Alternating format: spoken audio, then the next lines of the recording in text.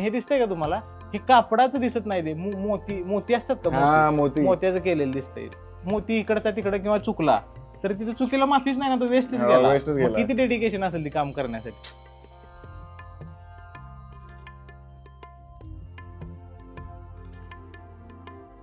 हा किती जुना आहे साधारण? हे इसवी सन 2 ते इसवी सन 6 कालावधीत बांधलेलं आहे वाकाटाकांच्या ह्याच्यात. लाईट सोडा. पार्श्वनाथाची मूर्ती आहे बघा. आणि लाईफ साईज मूर्ती रे, एकदम परफेक्ट. चेहरा मोठा पण आहे एवढा.